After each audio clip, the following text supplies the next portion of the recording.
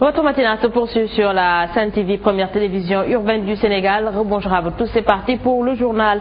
Unissons-nous pour préserver les acquis sociaux. C'est le thème choisi ce 1er mai, fête du travail. Occasion pour nous de poser le débat sur le travail abattu par les syndicalistes de nos jours qui ne se sentent pas bien dans les revendications des travailleurs. Certaines centrales syndicales se défendent et ils estiment toujours mener les combats pour l'intérêt des travailleurs. Reportage Lady Mendao El Hajjen.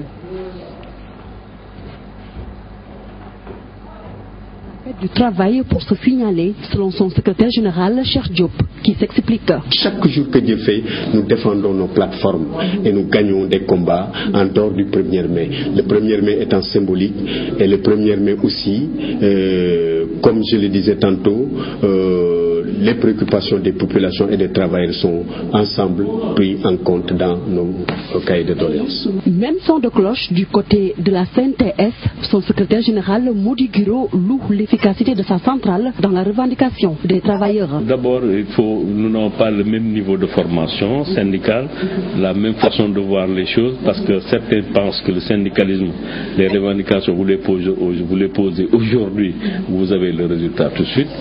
Ce n'est pas le cas. C'est pourquoi vous avez effectivement une récurrence de certaines revendications. Toutefois, ils reconnaissent qu'il y a une désunion des centrales syndicales, ce qui n'est pas sans conséquence sur l'avenir du mouvement syndical. Le mouvement syndical traverse des difficultés, mais le mouvement syndical est encore là, debout, en train d'appliquer sa mission. Aujourd'hui, la formation est une urgence pour ces syndicalistes qui vont célébrer le 1er mai à l'unisson. Cette année, l'accent sera mis sur les acquis des revendications des années précédentes. Lady Mendao, le pacte social et d'émergence économique pas toujours effectif après sa mise en œuvre. En fait, dont se désole le secrétaire général de la CNTS, Modi Guiro, lui interpelle d'ailleurs le gouvernement sur la gestion des entreprises en difficulté. Le voici avec Lady Mendao. Malheureusement, la mise en place, le suivi de ce pacte n'a pas été fait comme il se devait. Or, ce pacte permet non seulement d'asseoir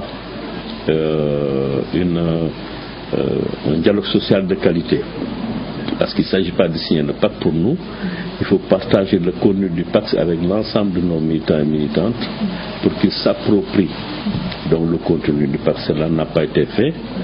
Heureusement, récemment, le président de la République nous a reçus et avait donné des instructions pour que des mesures soient prises, pour que les mesures de suivi du pacte donc soient arrêtés. 2 cas de viol presque simultanés à Yeumbeul et à Keur Massar ont fini d'installer la psychose chez les populations. Les chefs de famille, tourmentés par les derniers événements qui ont coûté la vie à un nourrisson, disent craindre pour leur sécurité et celle de leur famille. Nanko Bakayoko, reportage.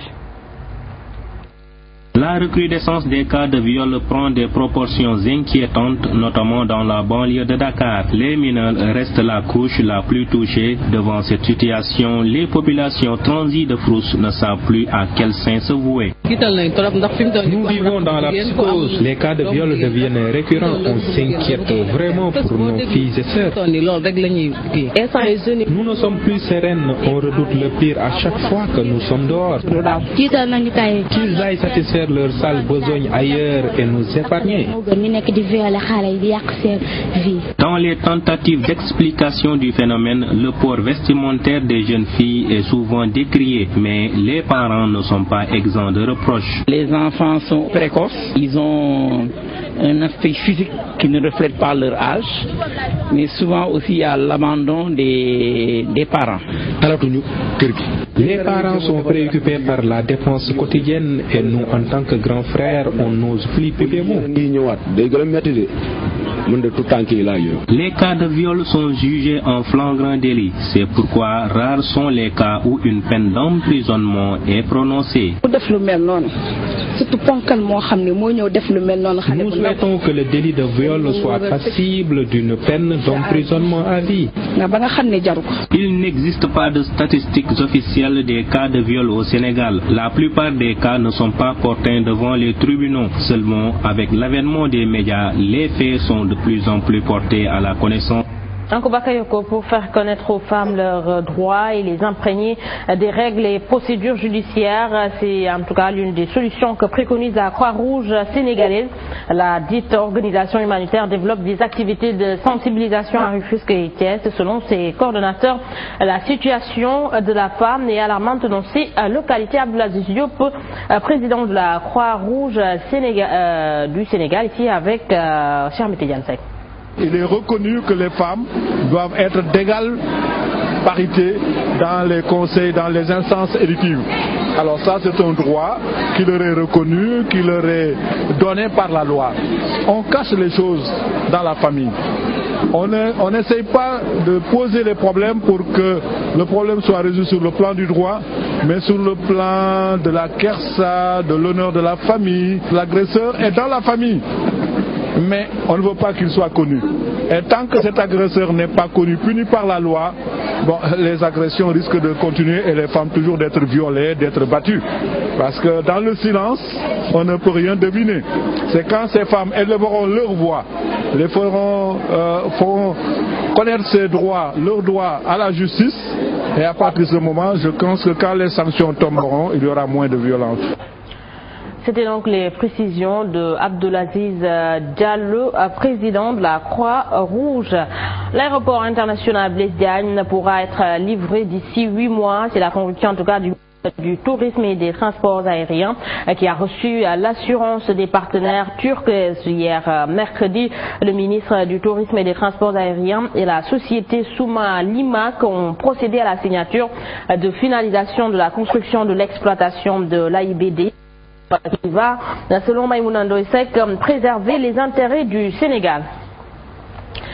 La participation et le contrôle citoyen de l'action publique, particulièrement des finances publiques de la part de la société civile, sont devenus une exigence, notamment avec les directives de l'UEMOA. C'est pourquoi un atelier de renforcement de capacité des leaders de la société civile sur les financements publics et le suivi budgétaire se déroule à Saly. C'est une initiative de l'ONG 3D dans le cadre du programme Sous nos budgets destiné aux citoyens et qui vise à accroître l'accès à l'information financière et budgétaire.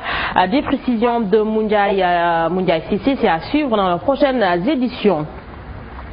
À présent, nous parlons sport avec la nuit du tatami. Les organisateurs ont fait face à la presse hier dans l'après-midi et le coordonnateur de cet événement qui réunit chaque année le monde des arts martiaux, Sensei Yatmalo, annonce des innovations pour cette 3e édition qui va se tenir ce samedi 30 avril au Grand Théâtre National. Daniel Sorano, compte rendu à Ménétadramé, Germaine Dior.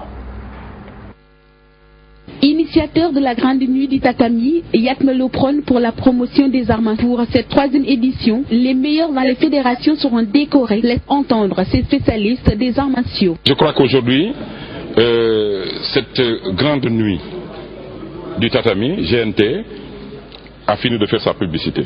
Plus maintenant, les décorations. Parce que les meilleurs dans les fédérations qui ont l'habitude d'aller en compétition seront décorés. C'est l'Association nationale des arts martiaux qui décore. Certes, les initiateurs de cette nuit arrivent à organiser leurs manifestations de grande envergure, mais il y a toujours un problème de moyens qui se pose à leur niveau. Les sponsors, c'est le problème au Sénégal, surtout par rapport aux arts martiaux. Je ne parle pas pour notre soirée, mais je parle pour les fédérations d'arts martiaux qui ont besoin de soutien. Je disais tout à l'heure que j'en parlais il y a plus de 20 ans. J'en parlais aux responsables du comité olympique et je le disais sincèrement. Si un sponsor se permet de donner 5 millions, 10 millions, 20 millions, 30 millions, que l'État puisse quand même faire un abattement sur les impôts, les taxes à payer en fin d'année, cela pourrait encourager les sponsors à aller vers le sport. Ça, je pense que c'est quelque chose qui peut aider les sportifs. Cependant, selon Yatmalo, l'unité des arts martiaux en une seule fédération ne serait que bénéfique pour cette... Aminata Dramé, merci à vous. Un mot sur international avant de boucler ce journal. Toute la République démocratique du Congo se prépare à accueillir ce jeudi 28 avril la dépouille de Jules Sangou Wemba Dio, alias Papa Wemba, rapatrié de Côte d'Ivoire. Le musicien est décédé sur scène dimanche à Abidjan.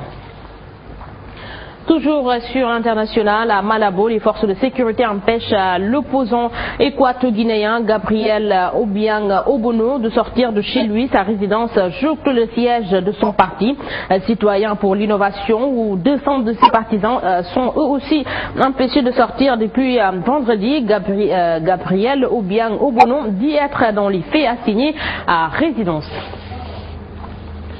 Messieurs, dames, c'est ici que se referme ce journal. À vous tous, merci d'avoir suivi. L'info continue sur la première télévision urbaine du Sénégal, 7h30. Mamba Ndiaye, Ahmed Edara vous retrouve. C'est pour la revue des titres en Wolof, 7h45. C'est le journal. Et tout de suite, et moi, je vous retrouve à 13h. C'est pour le flash d'information. Bon matin à tous et bonne journée. Au revoir.